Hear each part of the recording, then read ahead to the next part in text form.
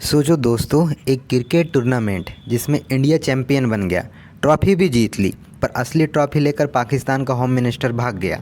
बिल्कुल आपने सही सुना, ट्रॉफी अपने घर ले गया, जैसे शादी में कोई मिठाई का डब्बा उठा ले जाता है। और उसके बाद इंडिया के प्राइम मिनिस्टर ने एक ऐसी ट्वीट किया जिसमें पाकिस्तानी लिटरली आग बबूला हो गए। मिनिस्टर, प्लेयर्स, मीडिया सब बोले, मोदी जी आपने क्या बोल दिया।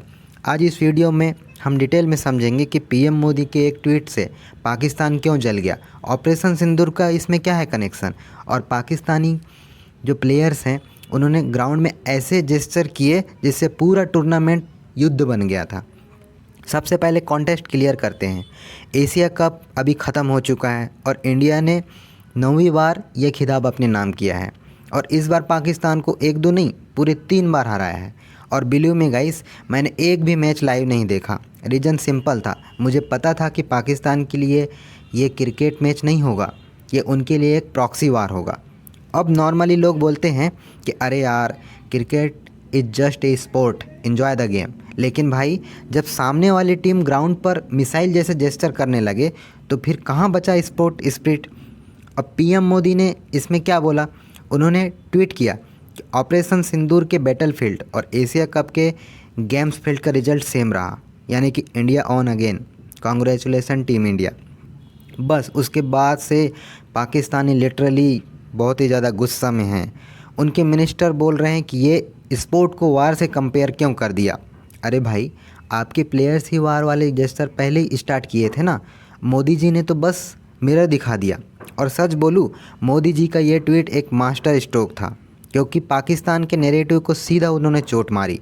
जितना प्रोपेगेंडा उन्होंने किया था कि हमने इंडिया के फाइटर जेट गिरा दिए, हमने बहुत बड़ा काम किया है, सब झूठ एक्सपोज हो गया। चलो थोड़ा रिवाइंड करते हैं मैचेस का। पहले 2 मैच में पाकिस्तानी प्लेयर बार बार मिलिट्री स्टाइल सैल्यूट और मिलिट्री में जो मिसाइल के जेस्चर कर रहे थे। मतलब भाई, क्रिकेट तुम खेलने आए हो या एयरफोर्स का डेमो देने आए हो।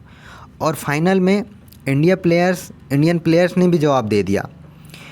एक बार को आप बोल सकते हो कि बॉल डिप होने का जेस्चर था, लेकिन आप और हमको पता है कि जो राउफ ने किया था मिसाइल वाले जेस्चर, उसी का रिप्लाई था बुमराह के द्वारा, जिसमें उन्होंने राउफ को बोल्ड कर दिया था।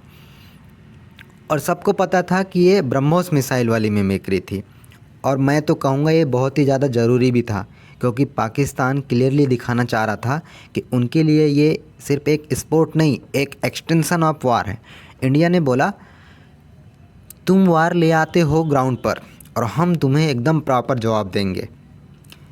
अब सबसे फनी पार्ट ये था कि ट्रॉफ़ी वाला ड्रामा। एशिया कप की ट्रॉफ़ी देने के लिए स्टेज पर आए थे पीसीबी के चीफ मोहसिन नकवी। ये वही आदमी है जो पाकिस्तान का इंटीरियर मिनिस्टर भी है। मतलब होम मिनिस्टर के साथ में क्रिकेट बोर्ड का चीफ, दोनों एक ही बंदा है। अब इंडियन प्लेयर्स का क्लियर स्टैंड था कि हम ट्रॉफ़ी उस आदमी के हाथ से नहीं लेंगे। तो रिजल्ट क्या हुआ, मोहसिन नकवी ट्रॉफ़ी लेकर खुद ही पोडियम से उतर गया। मतलब इमेजिन करो, जैसे शादी में दुल्हन को वरमाला पहनाने आए और दूल्हा ही भाग जाए। इंडिया के प्लेयर्स ने बिना ट्रॉफ़ी के ही उसके बाद सेलिब्रेशन स्टार्ट कर दिया। और ऑनेस्टी, किसी को कोई भी फ़र्क नहीं पड़ा, कोई भी प्लेयर को, क्योंकि ट्रॉफ़ी तो एक सिंबल है। असली ट्रॉफ़ी है पाकिस्तान को 3 बार हराना। फिर शुरू हुआ पाकिस्तान का रोना धोना। उनके क्रिकेट कैप्टन बोले कि सूर्य कुमार डिसरिस्पेक्ट क्रिकेट। अरे भाई, डिसरिस्पेक्ट होता है फिक्सिंग करना, जैसे आपके प्लेयर्स ने किया था पहले, सलमान भट्ट, मोहम्मद आमिर, याद है ना। और मोहसिन नकवी ने भी ट्वीट कर दिया, अगर वार ही प्राइड का मेज़र है तो हिस्ट्री देखो, पाकिस्तान ने तुम्हें ह्यूमिलेट डिफेट दी है। यानी इंडिया के कॉन्टेक्स्ट में ये बोल रहे थे। तो मैं यहाँ बोलना चाहूँगा कि भाई, कौन सी हिस्ट्री की बात कर रहे हो तुम? वो वाली जो पाकिस्तान के टेक्स्ट बुक्स में लिखी गई है, जिसमें लिखा है कि 1971 में पाकिस्तान ने इंडिया को हराया। और रियलिटी क्या है, आपको और हमें पता है कि इंडिया ने लिटरली पाकिस्तान के 2 टुकड़े कर दिए थे और एक नया कंट्री बना था 1971 में, बांग्लादेश। लेकिन ये लोग लिटरली बिलीव करते हैं कि सब वार्स इन्होंने ही जीता है। यहाँ एक इंटरेस्टिंग बात है नैरेटिव बिल्डिंग की। एक यूरोपियन मिलिट्री एनालिस्ट हैं टॉम कूपर, उन्होंने ऑपरेशन सिंदूर पर सबसे पहले रिपोर्ट दिया था कि इंडिया ने पाकिस्तान के 11 बेसेस डिस्ट्रॉय किए। लेटर सैटेलाइट इमेज ने भी ये कंफर्म कर दिया था। पर टॉम कूपर ने एक और बात बोली, इंडिया ग्राउंड पर तो एकदम सुपर काम करता है, लेकिन पीआर नैरेटिव बिल्डिंग में बहुत ही ज़्यादा वीक है। और बिल्कुल ये 100% सही बात है। पाकिस्तान ने आप देखे होंगे कि जो ऑपरेशन सिंदूर हुआ तो किस तरीके से नैरेटिव बिल्ड किया था। पाकिस्तान हर डिफीट को भी विन बना के अपने लोगों को बेवकूफ़ बनाता है और मीडिया में दिखाता है कि हमने, कभी बोलता है 6 जेट गिराए, कभी 7। अभी हाल ही में जो उनके प्राइम मिनिस्टर यूएन में बोले कि हमने 7 जेट गिराए थे, और वहाँ की आवाम मान भी लेती है।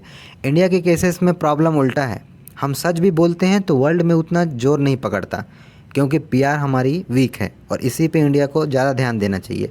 इसीलिए मोदी जी का ये ट्वीट एक्चुअली एक बहुत ही बड़ा पीआर विन था। स्ट्रेट फॉरवर्ड, सेवेज और टाइमिंग परफेक्ट।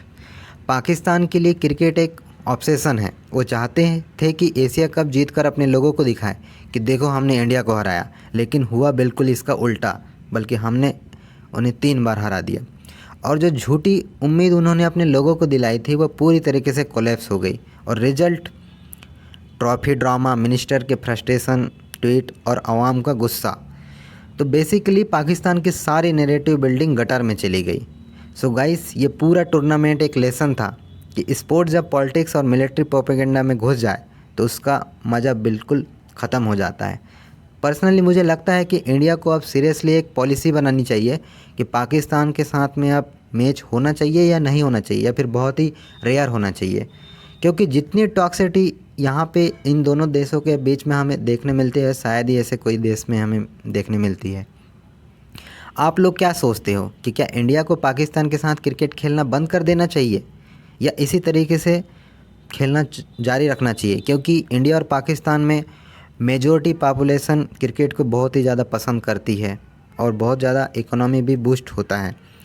तो कमेंट में अपना ओपिनियन ज़रूर लिखना, और अगर आपको ये वीडियो अगर पसंद आई होगी तो आप लाइक शेयर कर सकते हो वीडियो को, और इस चैनल में आप नए होंगे तो आप चैनल को सब्सक्राइब कर सकते हो। जय हिंद।